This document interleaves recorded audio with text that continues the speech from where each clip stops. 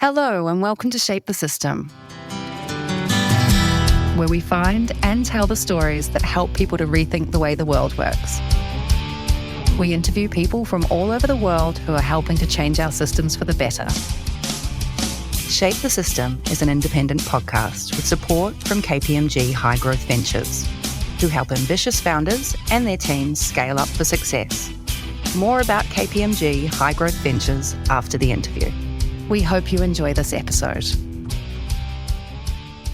Hello, everyone. Welcome to actually our first interview of the year, although when you hear this, it probably won't be. But I'm incredibly excited today to talk to Eboni Freeman from the Watson Institute. And before we dive into all of that, just welcome to the show and thank you for joining us, 8:30 on my time. Where are you? And tell me a little bit about yourself, and then we'll dive into the problem like we always do. Sounds good. Thank you, Vincent. My name's Eboni Freeman. I'm here in Boulder, Colorado. I just had lunch, and I am the Senior Director of Global Community Engagement at the Watson Institute. The Watson Institute is an exciting global accelerator, and I can't wait to get into it a bit more of you.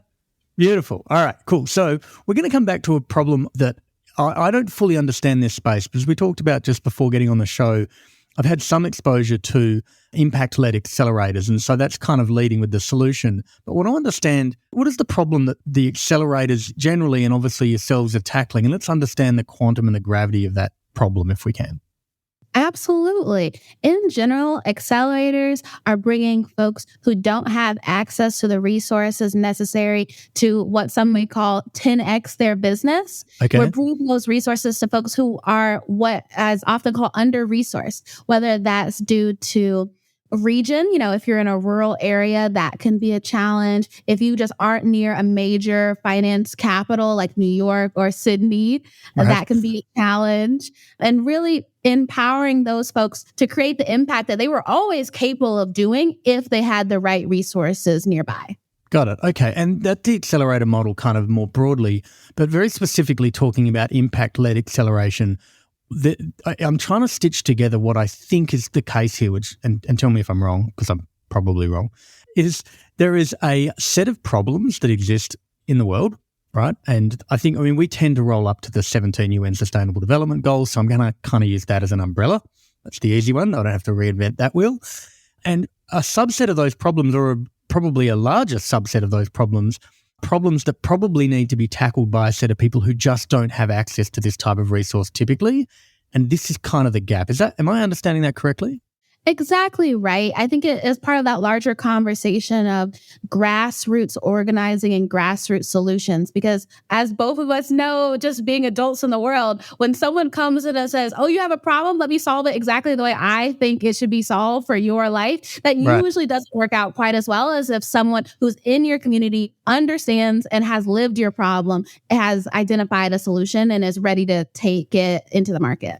And I have scant knowledge of this, but my memory serves me that there was someone who went in and tried to build some water wells or something. Is this the right example to be using, or the better ones? Tell me, let's dive into a couple of these bad examples. Exactly right, Vincent. I know exactly which example you're bringing up there. And I believe it was, unfortunately, some of my fellow residents of the United States who were very excited to go into a region of, and I apologize, I don't remember the name of the country. This sounds so bad, but it was in Africa for sure. I believe it might have been Ghana.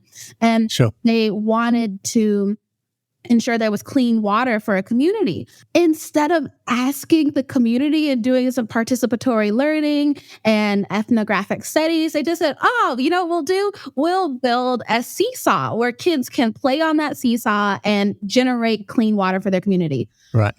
Unfortunately, those poor little babies are working a long 8-hour, 10-hour days playing on that seesaw. So It was unfortunate both for the children, the adults who now had their kids working for their water, and it just didn't lead to the kind of impact that we hope to see in the world. And that's where Watson Institute and exactly what you said, social impact-driven accelerators are trying to solve that problem by working with people who are on the ground, who are not going to come in with an Ivy Tower solution and really coming in with solutions based on hard-earned knowledge. Got it. And kind of compounding that, I think, is a lot of those challenges, if we think again about that UN sustainable umbrella, if you have to try and draw a normal curve or a distribution curve of access to resources as it stands right now, my guess is the types of challenges that really at the pointy end of that kind of UN Sustainable Development Goals, very disparate to the amount of access to resources those people have.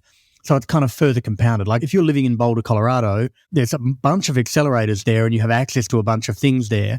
But if you're trying to solve problems in, to take your example, Ghana or whichever country it is, then you have far less access to resources. So the need for what it is that you're trying to do is greatly magnified. Exactly right. Exactly right. Unfortunately, and it's been a historical fact, all of humanity, the folks who often have the biggest problems have the least resources, right, or the folks who are dealing with the largest problems. I won't say that they always own it. As we can see with climate change, the folks who are the nations who are creating some of the largest climate change negative impacts are not the ones who are facing the largest climate change challenges. right. And so that's just another exciting example of the kind of folks that we bring into the Watson Institute as fellows, or folks who actually want to solve those massive generational issues. Okay, cool. And again, I think I'm going to use this word spectrum a few times because I think there's no kind of absolutes in this, but give me a sense of kind of, I guess, the geography of this. And I'm using that kind of pretty bluntly, but someone who's trying to solve a problem in Colorado versus someone who's trying to solve a problem in rural USA, which would be further away from Boulder, Colorado, and then someone who's trying to solve something in sub-Saharan Africa, like what happens to the resource curve? Is it that they don't have access to, I mean, it's all of these things, but what are the things that you're trying to resolve, I guess? Is it people or knowledge or capital or know-how? Like, let's unpack that a bit more. Vincent, you're stealing my part. You hit every marker there.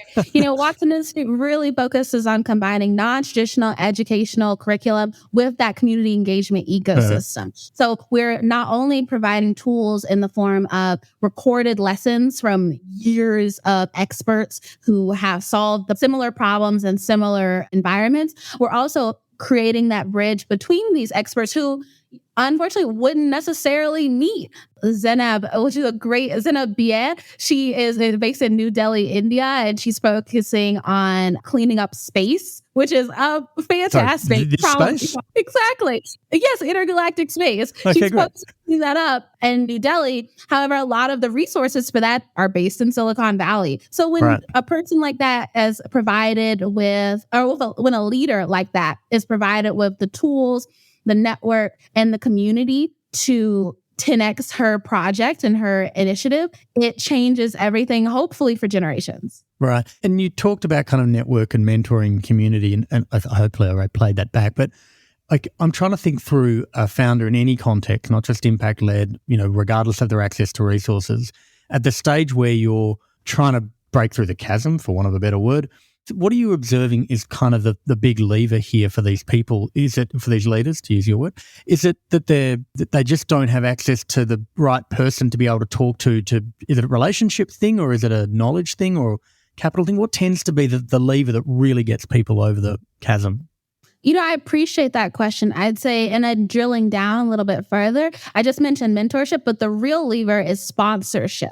So connecting fellows with folks who are corporate social responsibility directors or who are leaders in government and their local government. Those relationships, as you called it, are the things that transform good to great. Right. And I'm kind of playing back my own kind of experience. My ability to ship something to market now, having spent 20 years doing stuff and now 20 years knowing people who know how to open a door, it's chalk and cheese. Like I can innovate 10 times faster now than I could before. I know more, obviously, but also if I know someone who works in that role in that business who can validate the thing that I'm doing and tell me where I'm wrong, or say you need to talk to this person.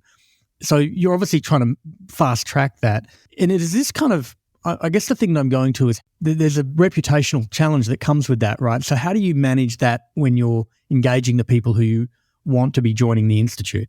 I believe I understand your question, so I'll take a stab at the answer. Sure. But if I'm getting it wrong, just cut me off. Sure. The key there is we don't look at it as a single instance. Right. A Watson Fellow is not a fellow for 3 days, one time in their entire life.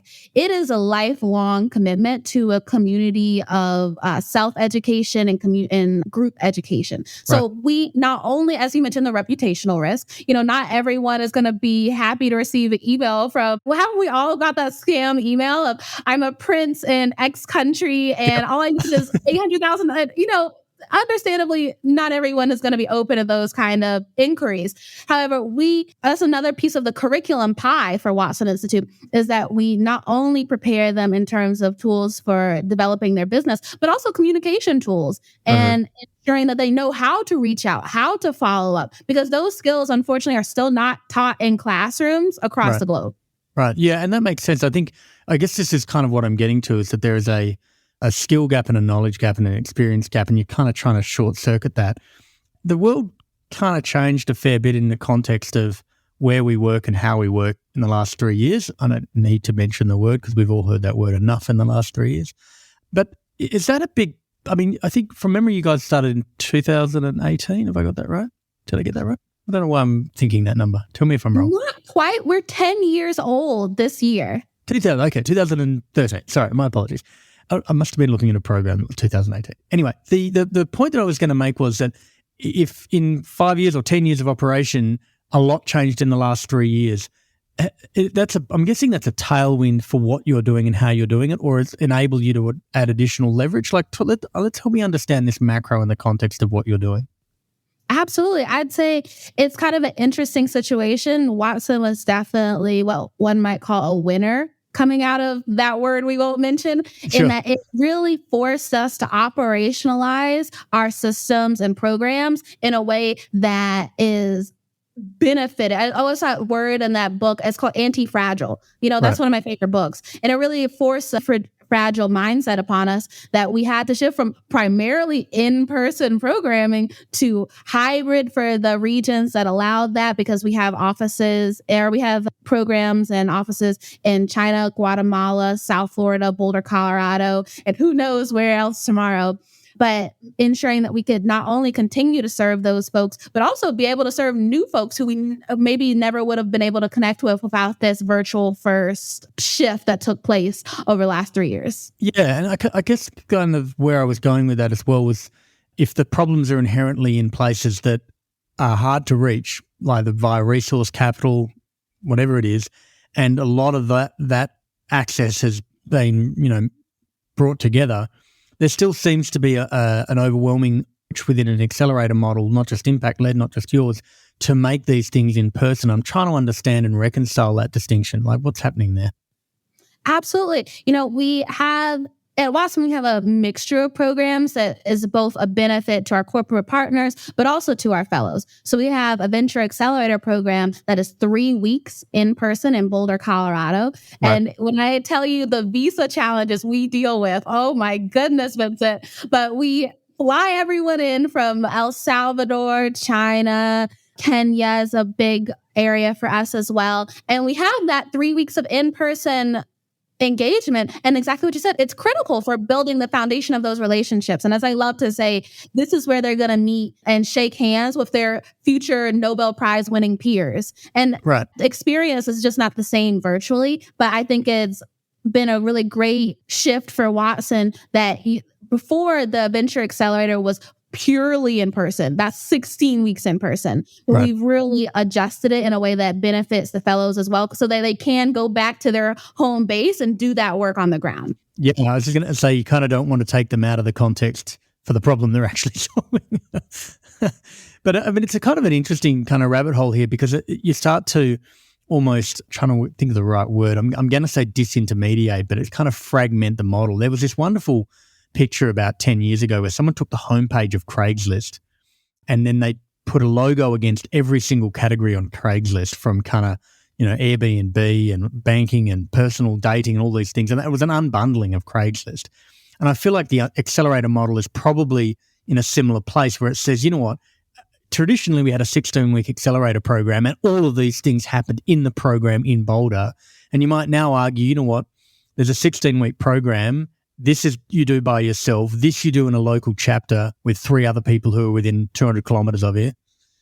And then this happens in person, because these 3 days just can't be done remotely. Is that kind of where it's all heading for you? And generally, do you think?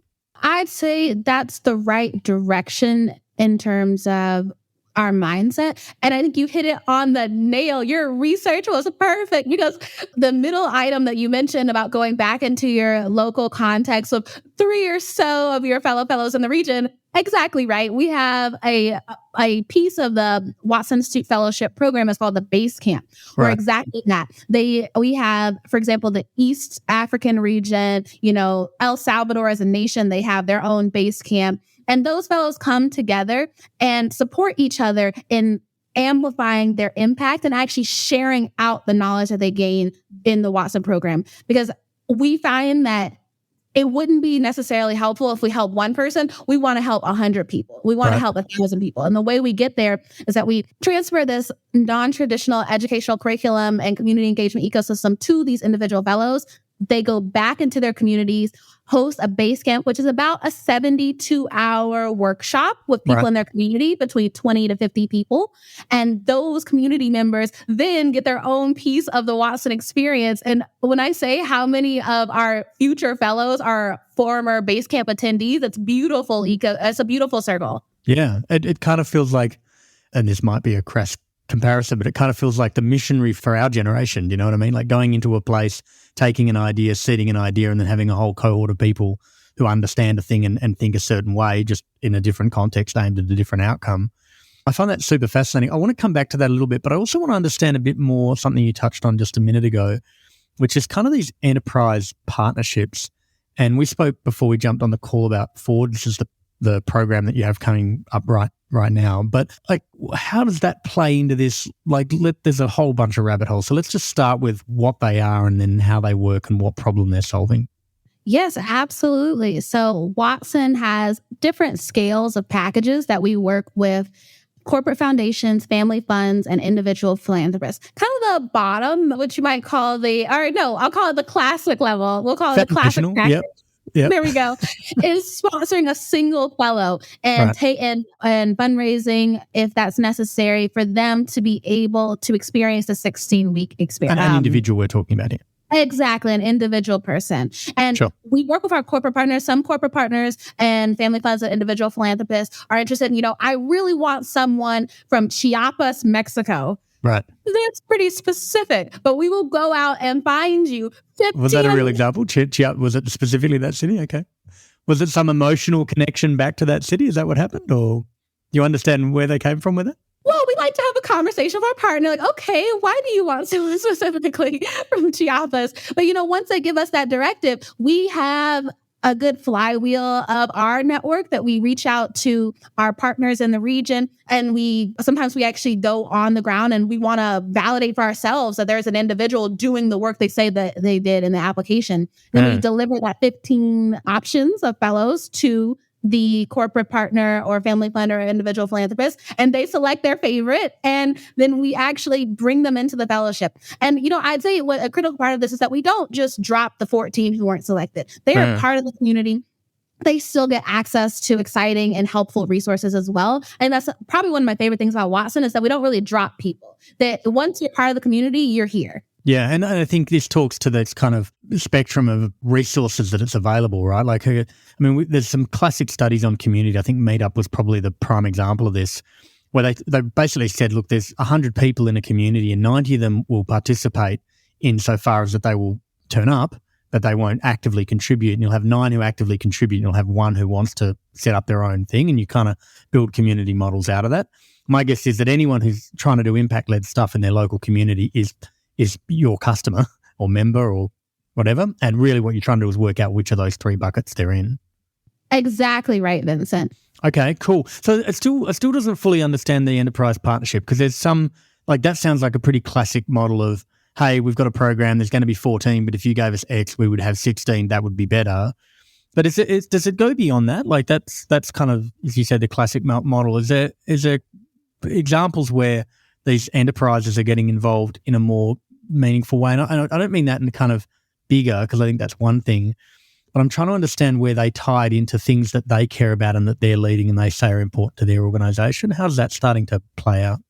Perfect question. So then I'll go to the gold and the platinum packages. Mind you, I know we're on the development team. So if you're listening and you go to a Watson rep and say, "Can I have the platinum package?" Pretty much no one's going to know what you're talking about. So I'm happy to follow. The standard, the gold, and the classic, but yeah, There the we varying go. levels. Yeah. The gold package is then actually sponsoring a group of fellows, which is exactly what you're saying, kind of moving forward in that engagement level. So with the single fellow, of course, we connect the sponsoring party and the fellow. The group of fellows, the partner may actually attend part of programming and lead sessions. And, what we found is actually really helpful. And back in my olden days, when I worked at Google, it was a helpful piece there as well.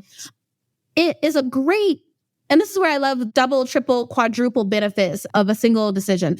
By bringing in those corporate partners to actually lead sessions during the program and be, as one might call it, kind of heavy-handed, heavily involved, that's also a great leadership development opportunity for the employees at these large companies. Right. They have never, if you're in marketing and you're a great marketing leader, but you've never had the chance to do public speaking where it mattered, where it actually, the lessons you're teaching could change a region.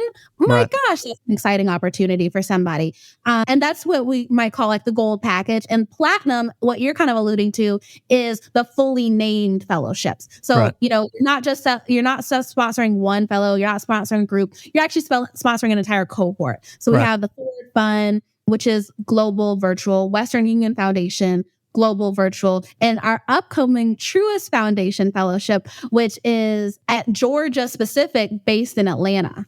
Right. And when you get to that end of the spectrum, my guess is that they move from financial support and in cohort support to trying to align a cohort of people for a problem that they are either part of the problem or trying to be part of the solution. Is that kind of what happens when you move up that value curve? Exactly right. So what I'd love to reframe away from part of the problem, we're going to focus on part of the solution. But do you see where I'm coming from with this, right? They'll have something that they're aware. Like the example that I think of is, we'll take Atlanta as an example. Coca-Cola put a product out into the market, and there's a whole lot of plastic waste that comes with that, and they sell a product that's bottled water, which probably isn't great either. And you have to be honest, okay, well, that's your organization, that's how you make your money. So how are you involved with this? And I guess the reason I'm asking this is there's clearly an opportunity for them to be part of the evolution of their own business, but there's also this risk that, they're like, hey, ignore that thing over there, focus on this shiny object here that looks nice and looks good in an ESG diagram. I'm kind of interested in both those aspects there. Oh, Vincent, you're a tough one. I love it. I would completely agree with the direction that you're coming from there.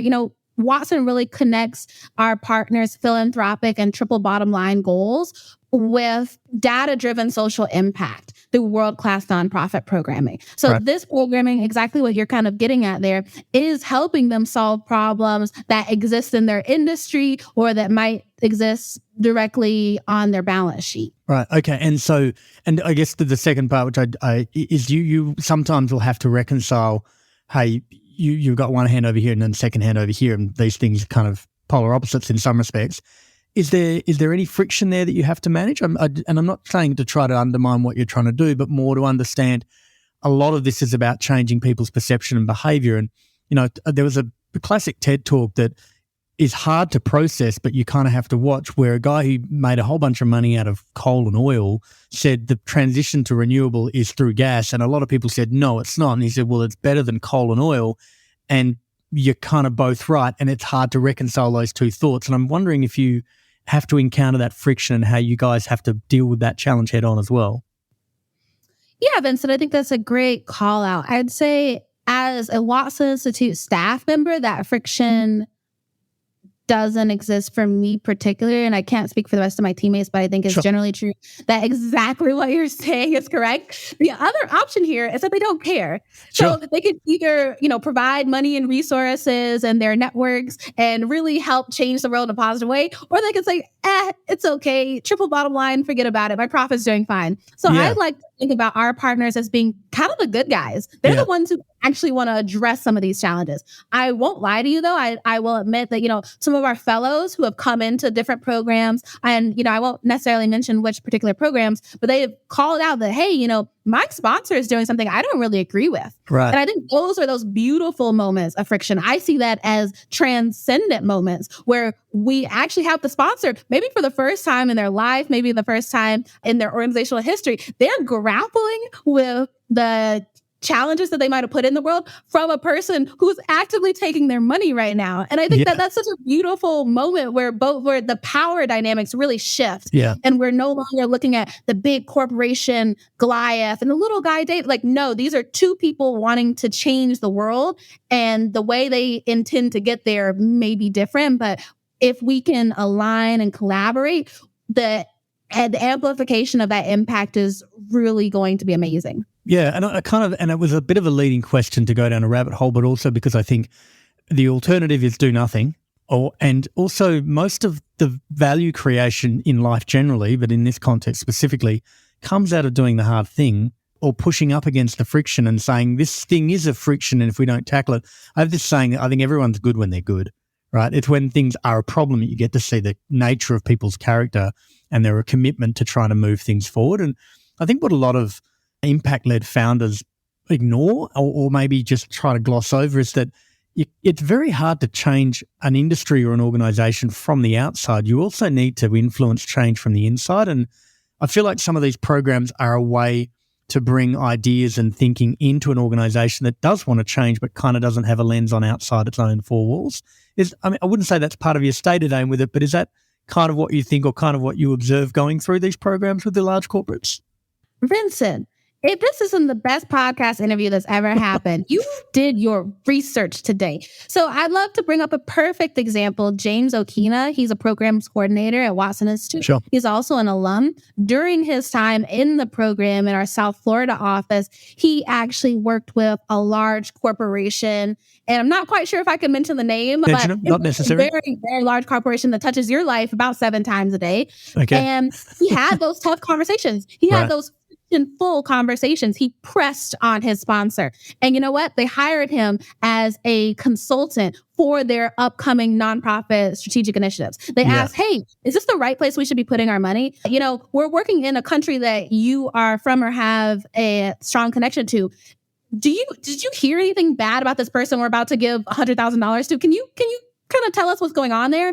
And exactly what you said, you're bringing in those insights that you as a corporation may never have gotten access to once you think of all the things that someone has to go through to become a full-time employee. Yeah, I mean, the parallels here are kind of really interesting because right up front we talked about this idea that you can't solve problems on the ground if you're in some ivory tower, but also if you're sitting in the ivory tower and you're thinking, how do we change ourselves without the outside information, you're equally at fault even if you're sitting in an office in Atlanta, Georgia, or wherever that happened to be. The other thing that's interesting about this is a wonderful book, and we'll put links to it in the show notes. It's like, I know you're a big fan of cool books, called Open Innovation. And it's quite an old book. It's like 20 or 30 years old, but it basically mapped what happened over the kind of 60s and 70s and 80s. And we saw the shift in the way innovation worked because it started in get a bunch of, I can't remember the word they used for them, but propeller heads, I think, basically very smart people, in inverted commas, and locked them in a room for 10 years, give them plenty of funding, slide pizza boxes under the door, metaphorically, and leave them to it. And out comes graphical user interfaces and mouse like a computer controller and Wi-Fi. These types of innovations came out of that kind of context. And as soon as you sort of saw the advent of the internet and the advent of networks, that type of closed innovation just couldn't beat open innovation. Anyone who published their findings, anyone who interacted or built community, anyone who consulted with their stakeholders, whether it was the customer or, the people impacted, their level and pace and quality of innovation massively outstripped the closed innovation. The closed innovation model is largely dead. I mean, Apple still kind of subscribes to it by not telling anyone what they're doing until someone gets on stage and says, here's all this magical stuff we created. But ultimately, Apple runs 5% of mobiles and Android runs 95%, right? So it feels that there's definitely some parallels here with this closed and open innovation. I want to kind of move on from enterprise a little bit, but it's kind of probably a sideways step because college is in the mix too. Is this right?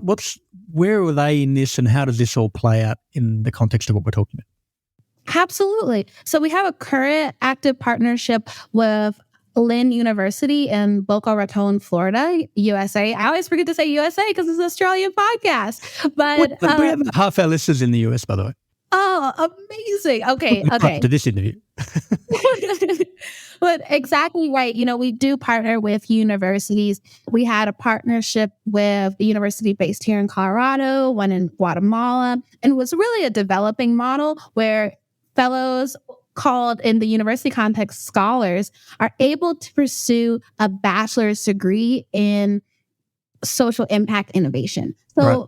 I think the fun part of that partnership is that Lynn University saw a need that a lot of universities they're starting to become aware of. And Watson Institute kind of stepped in, and exactly like we do with our corporate partners, was able to provide the curriculum and the capacity and connections to ensure that students graduating from Lynn with that degree had everything that a regular Watson fellow through one of our accelerator programs has, plus a degree. So right. it's a pretty nice deal. Right. And this is, I'm guessing there's a few things at play here. One is about 15, 20 minutes ago in our interview, you just talked about how why isn't this stuff taught in schools?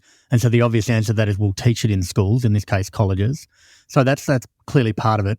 But it sounds to me as well like you're never expecting everyone to come through the Watson Institute, so why not put the Watson Institute into the other institutes? So this is a footprint distribution type approach to get what the knowledge and the context and even the brand to a degree out into a broader market. Is that kind of, you said it's early in the stages, but how are you guys thinking about this?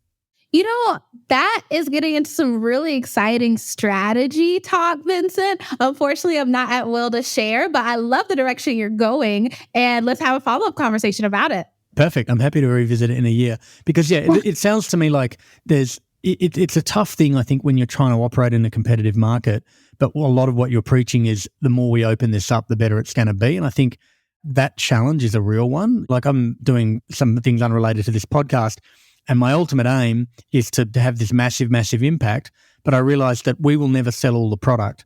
So for us to have the impact, we actually need to kind of let it go. We kind of need to have our Tesla moment where we open source the electrification and say, well, if you want to build on our capability, you can, because we care more about the problem than our own success, if that makes sense.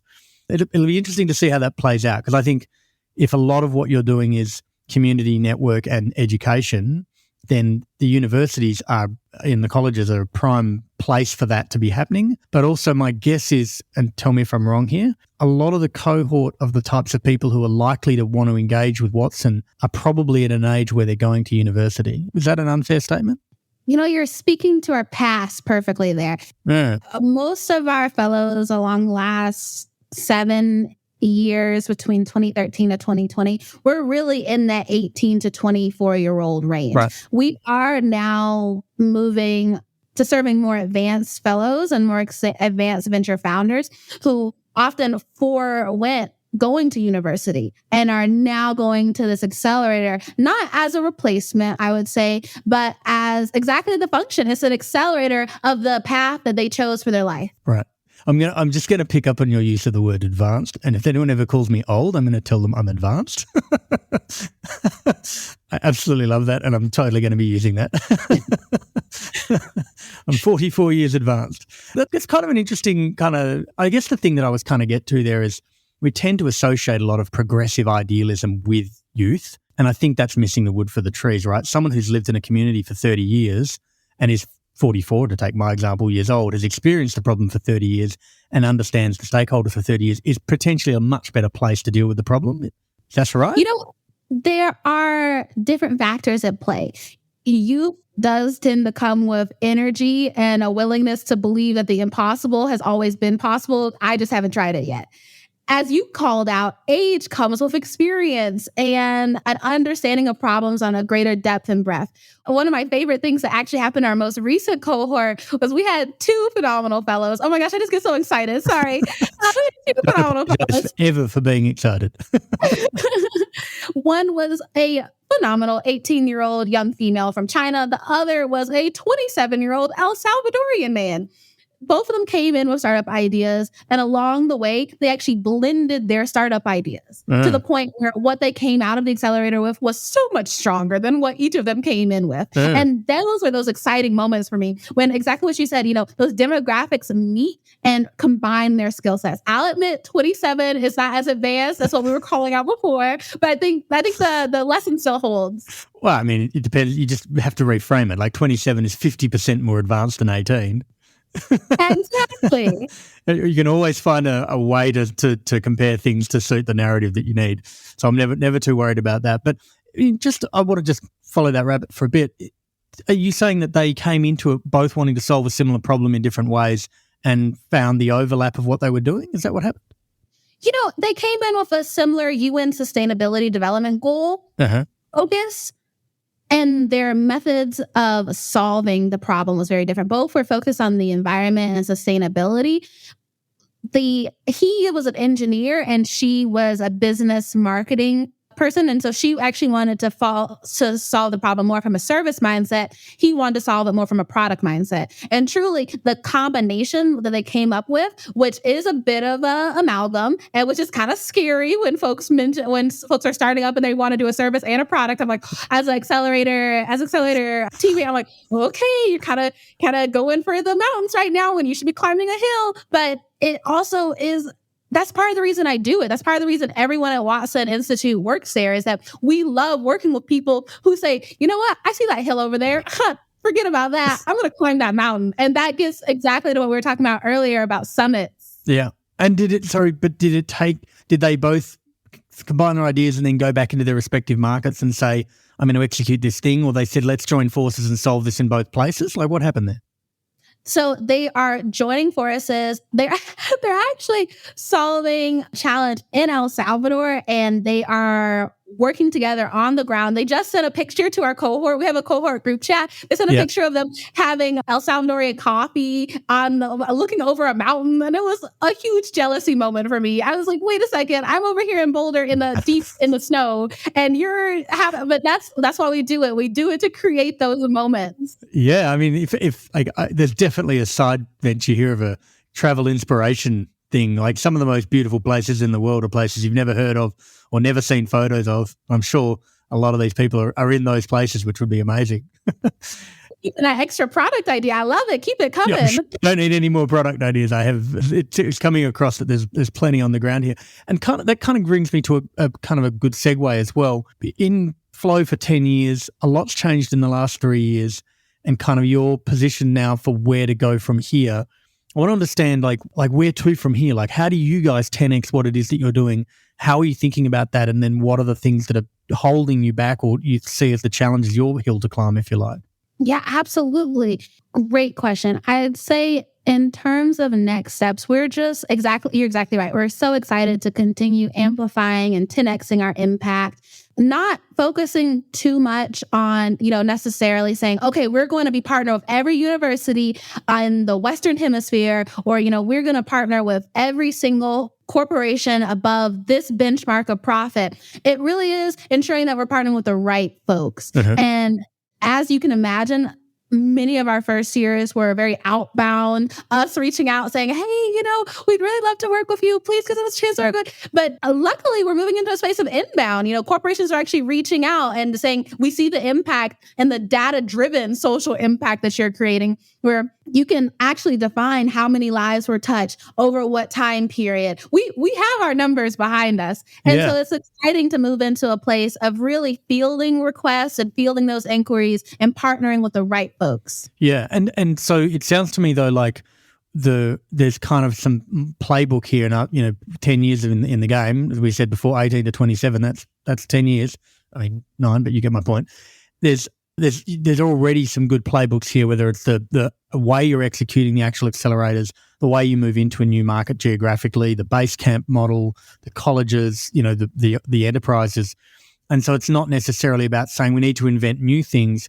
We kind of need to double down on what we're doing and be better at doing the thing that we're doing. It's almost incremental movement forward and more of the same, for want of a better word, rather than we're trying to find the next shiny object. Am I understanding that right?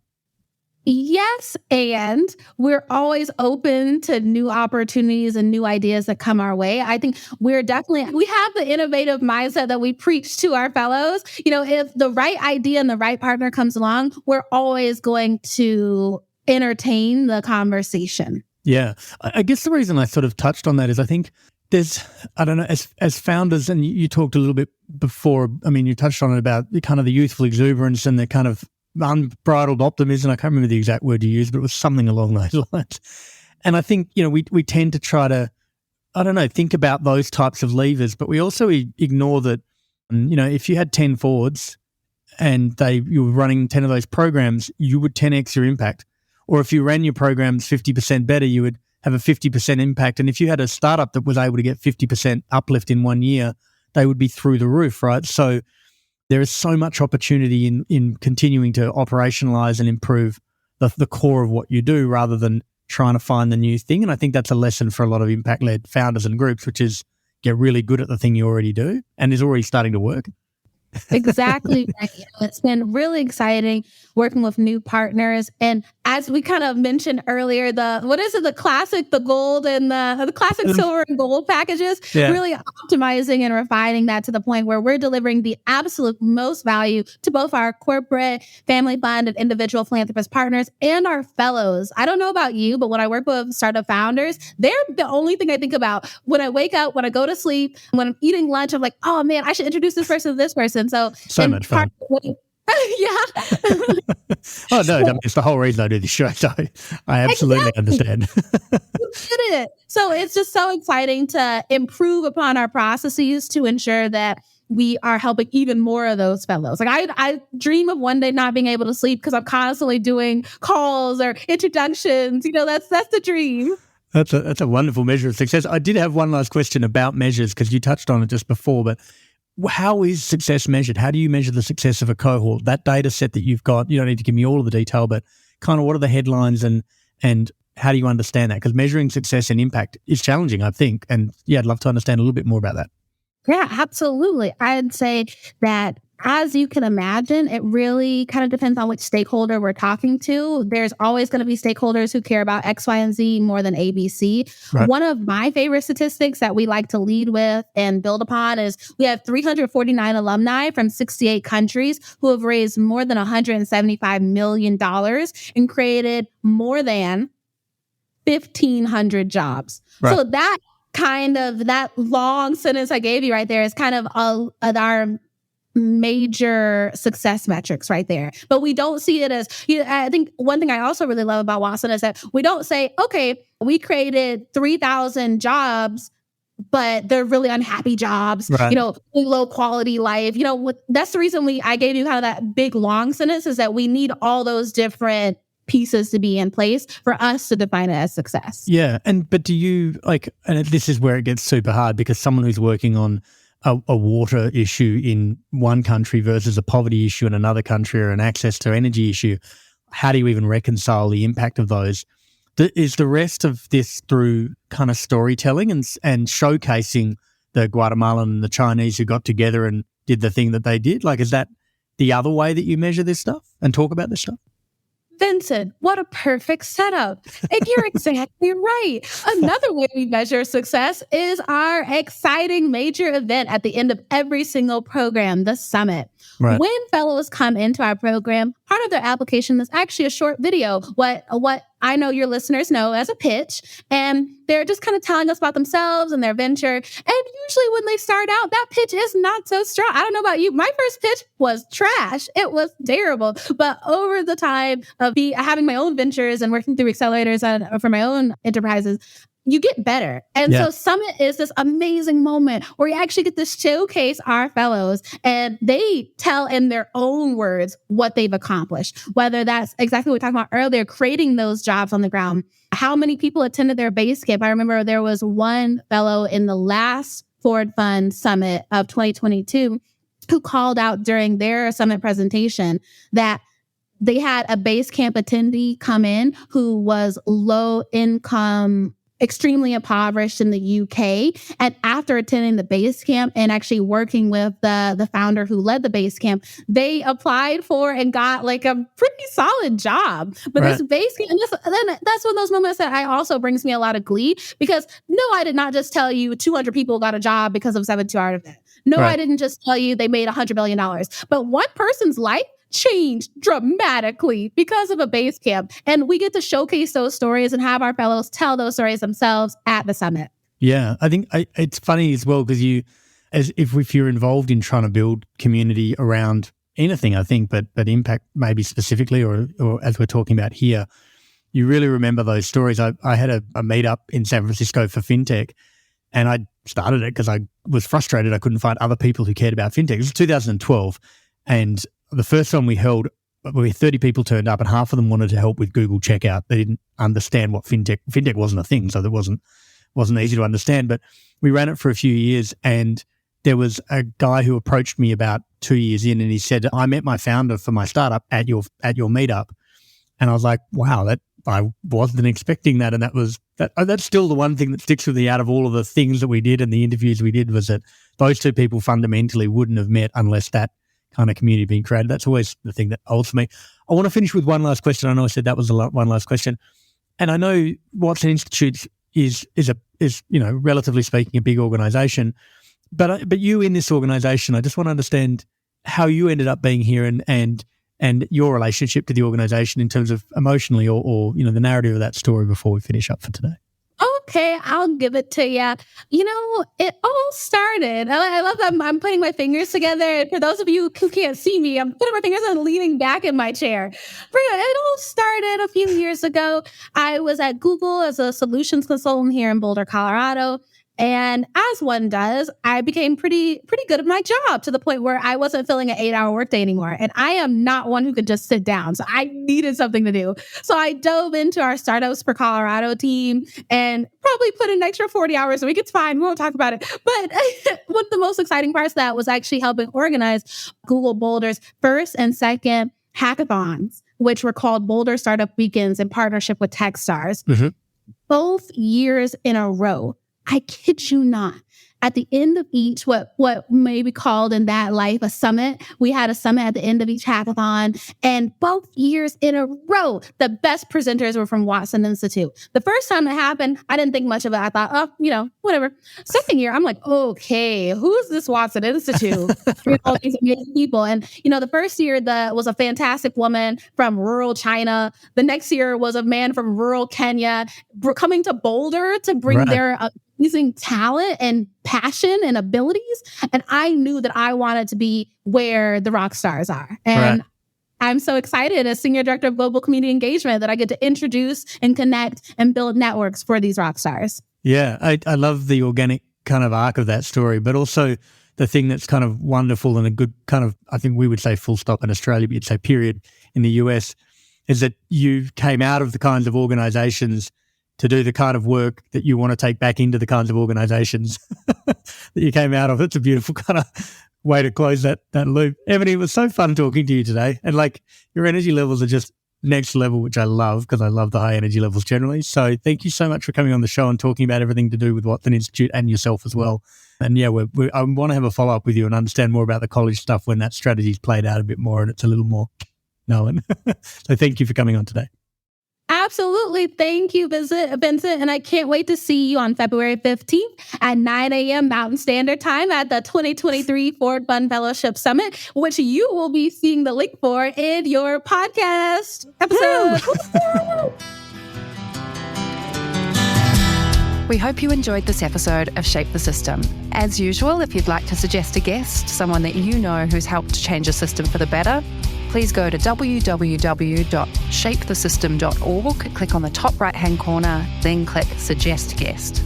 Make sure that you click subscribe so that you get the new episode. Shape the System is an independent podcast with support from KPMG High Growth Ventures. Connects founders to the services they need along their journey. Whether you are looking to refine your strategy, mature your finance function, prepare for a capital raise, expand abroad, or simply comply with regulatory requirements, they provide you with the support you need to drive your business forward.